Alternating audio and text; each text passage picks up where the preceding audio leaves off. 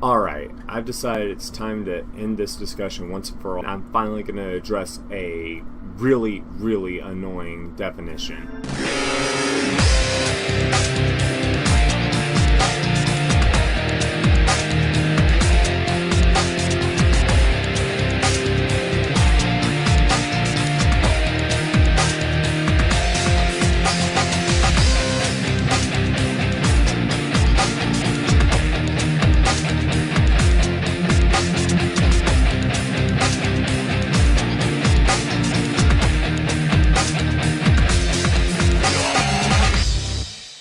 What's going on, everybody? My name is Cody, and as you saw in the intro video here and in the the description and all that kind of stuff, we're going to be putting to bed a terminology that I'm really tired of hearing. It doesn't have a right or a wrong answer, and for most people, not being yes or no will drive someone insane. Exactly what is good when it comes to PC gaming or any kind of hardware in general, like a car, truck, laptop, computer, smartphone, all that stuff. So what is good and what is bad?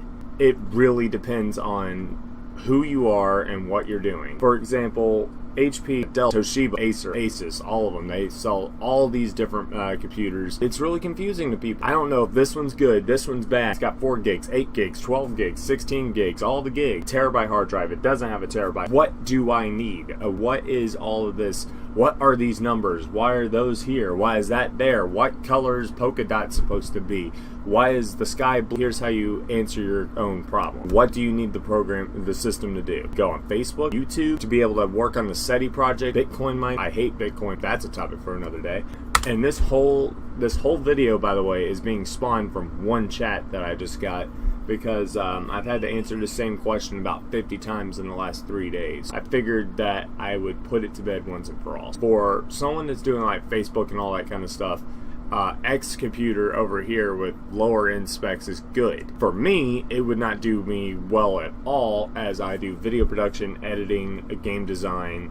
I do all these things. Ultra widescreen format. I've got 5760 1080 resolution over here. 1, 2, 3, and then I've got my laptop right there, as you can see. A system with 4 gigs of RAM, no graphics card, dual core processor, all that stuff. It's useless to me.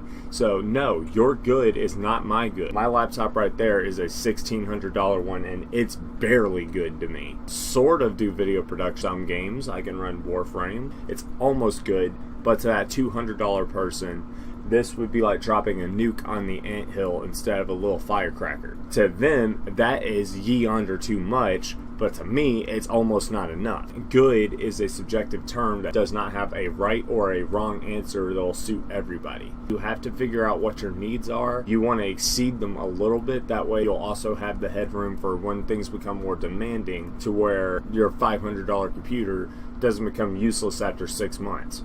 We do not want something that is subpar from out the gate. Your good or not good terminology is infuriating. If you think something is not going to be good, either A, you did not do your homework on what you needed to do, B, do not understand hardware at all, which is okay because most people just plug something in and hope it works. That's totally fine. You should at least know what your system needs to have. C, understand what your budget is. When a machine costs X amount of dollars, you should be able to put a decent estimation on its performance level. You can't assume that a $200 computer is going to be an Xbox killer.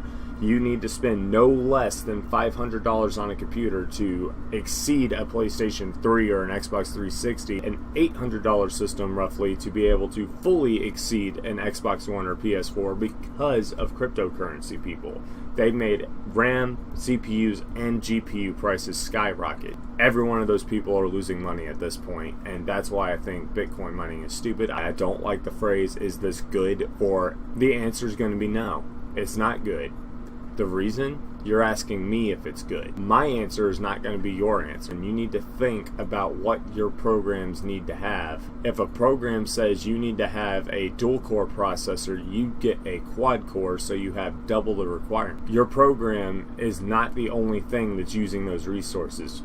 your operating system's background processes, all these things all at the same time are draining those resources. So if it says the program needs 4 gigs of RAM, okay, Windows 7, 8, and 10, all of them require at least 4 gigs of RAM. So if your program requires 4 gigs of RAM and your operating system requires 4 gigs of RAM, they're going to be fighting constantly over it, and then you hit what's called page filing, which means you're using your hard drive or solid state drive as RAM, which significantly cuts their lifespan to have at least twice as much as your system says it needs.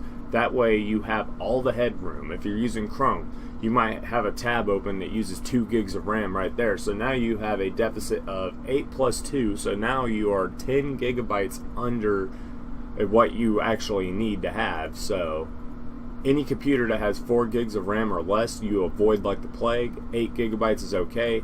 12 to 16 is where you should be at. 32 gigs is just freaking gravy right now.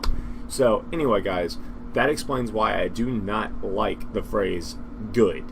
I don't like it. I hate it. I don't mean to be rude to people. It's just the answer is within yourself and what you need. I can't tell you if something is good. That does it for this video. If you like it, hit the like button. If you dislike it, hit the dislike button. Shut up, laptop. Shut up, laptop. Dislike the button. Yeah, I hate the button. Yeah, totally. I'm not going to push you because I hate you. Yeah, so leave a comment down below, and I will see you guys in the next video. So I'll catch you guys later. Have a good one.